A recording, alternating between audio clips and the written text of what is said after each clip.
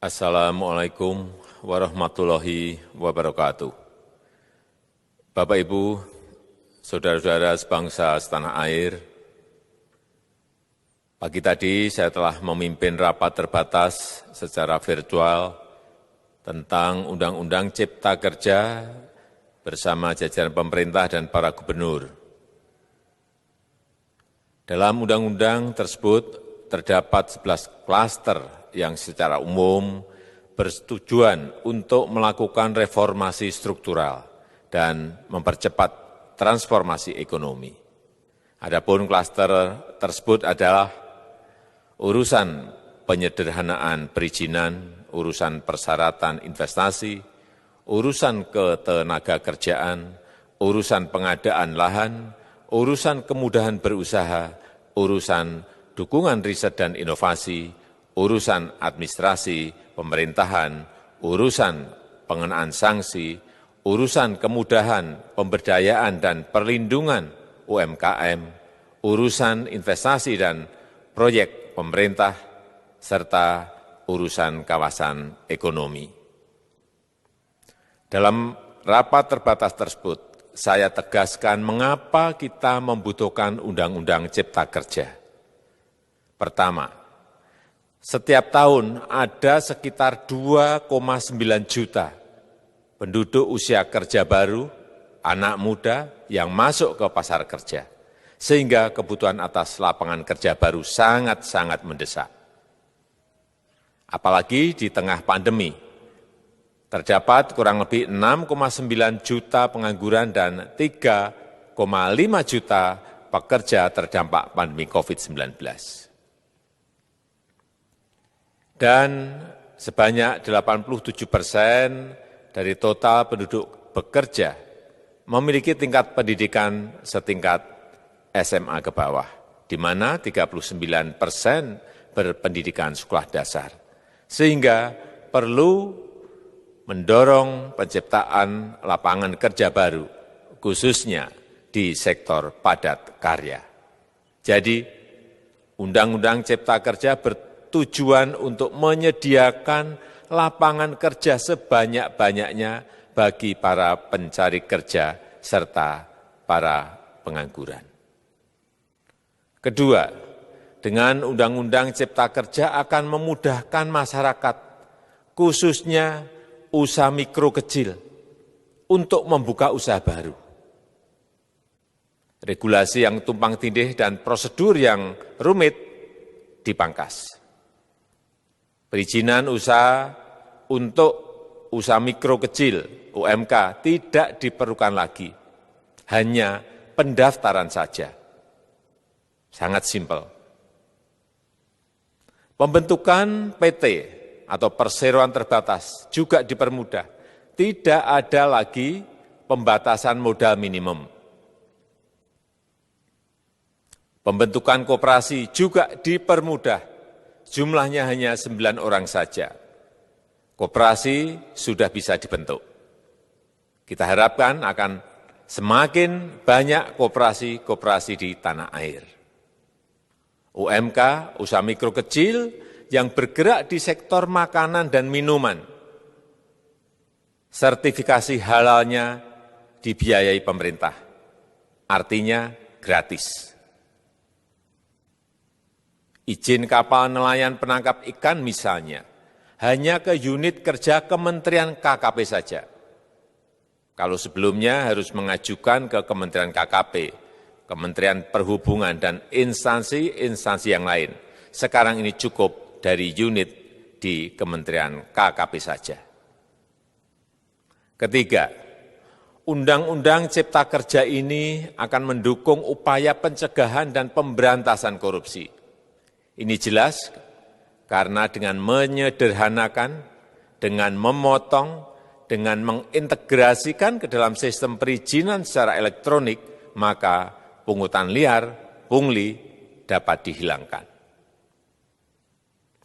Namun, saya melihat adanya unjuk rasa penolakan Undang-Undang Cipta Kerja yang pada dasarnya dilatar belakangi oleh disinformasi mengenai substansi dari undang-undang ini dan hoax di media sosial. Saya ambil contoh, ada informasi yang menyebut tentang penghapusan UMP, upah minimum provinsi, UMK, upah minimum kota kabupaten, UMSP, upah minimum sektoral provinsi. Hal ini tidak benar, karena faktanya upah minimum regional, UMR, tetap ada. Ada juga yang menyebutkan bahwa upah minimum dihitung per jam. Ini juga tidak benar. Tidak ada perubahan dengan sistem yang sekarang. Upah bisa dihitung berdasarkan waktu dan berdasarkan hasil. Kemudian adanya kabar yang menyebutkan bahwa semua cuti sakit, cuti kawinan, cuti khitanan, cuti baptis, cuti kematian, cuti melahirkan, dihapuskan. Dan tidak ada kompensasinya. Saya tegaskan juga ini tidak benar. Hak cuti tetap ada dan dijamin. Kemudian apakah perusahaan bisa mem-PHK kapanpun secara sepihak? Ini juga tidak benar. Yang benar, perusahaan tidak bisa mem-PHK secara sepihak. Kemudian juga pertanyaan mengenai benarkah jaminan sosial dan kesejahteraan lainnya hilang. Yang benar, jaminan sosial tetap ada. Yang juga sering diberitakan tidak benar adalah mengenai dihapusnya AMDAL, analisis mengenai dampak lingkungan. Itu juga tidak benar. AMDAL tetap ada. Bagi industri besar harus studi AMDAL yang ketat. Tetapi bagi UMKM lebih ditekankan pada pendampingan dan pengawasan. Ada juga berita mengenai Undang-Undang Cipta Kerja ini mendorong komersialisasi pendidikan. Ini juga tidak benar. Karena yang diatur hanyalah pendidikan formal di kawasan ekonomi khusus, di KEK. Sedangkan perizinan pendidikan tidak diatur di dalam Undang-Undang Cipta Kerja ini. Apalagi perizinan untuk pendidikan di pondok pesantren. Itu tidak diatur sama sekali dalam Undang-Undang Cipta Kerja ini. Dan aturannya yang selama ini ada tetap berlaku. Kemudian diberitakan bahwa keberadaan bank tanah. Bank tanah ini diperlukan untuk menjamin kepentingan umum, kepentingan sosial, kepentingan pembangunan nasional, pemerataan ekonomi, dan konsolidasi lahan serta reforma agraria. Ini sangat penting untuk menjamin akses masyarakat terhadap kepemilikan tanah, kepemilikan lahan, dan kita selama ini tidak memiliki bank tanah. Saya tegaskan juga bahwa Undang-Undang Cipta Kerja ini tidak melakukan resentralisasi kewenangan dari pemerintah daerah ke pemerintah pusat. Tidak ada. Perizinan berusaha dan pengawasannya tetap dilakukan oleh pemerintah daerah sesuai dengan NSPK, norma, standar, prosedur, dan kriteria yang ditetapkan pemerintah pusat. Ini agar dapat tercipta standar pelayanan yang baik di seluruh daerah. Dan penetapan NSPK ini dapat nanti akan diatur di dalam PP atau peraturan pemerintah. Selain itu, kewenangan perizinan untuk non-perizinan berusaha tetap ada di Pemda, sehingga tidak ada perubahan. Bahkan kita melakukan penyederhanaan, melakukan standarisasi jenis dan prosedur berusaha di daerah. Dan perizinan berusaha di daerah diberikan batas waktu. Ini yang penting di sini. Jadi ada service level of agreement. Permohonan perizinan dianggap disetujui bila batas waktu telah terlewati.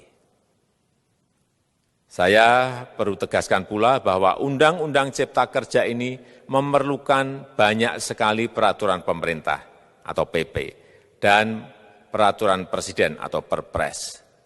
Jadi setelah ini akan muncul PP dan Perpres yang akan kita selesaikan paling lambat 3 bulan setelah diundangkan.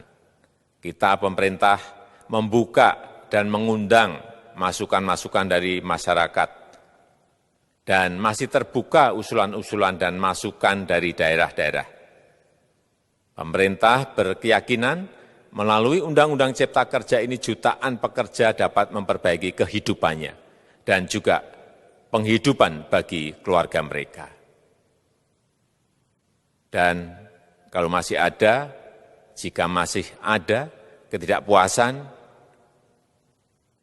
terhadap Undang-Undang Cipta Kerja ini, silahkan mengajukan uji materi atau judicial review melalui MK, Mahkamah Konstitusi.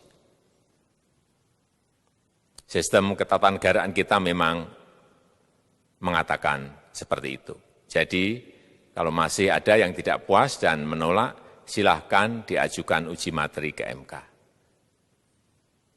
Saya rasa itu yang bisa saya sampaikan pada kesempatan yang baik ini. Terima kasih. Wassalamualaikum warahmatullahi wabarakatuh.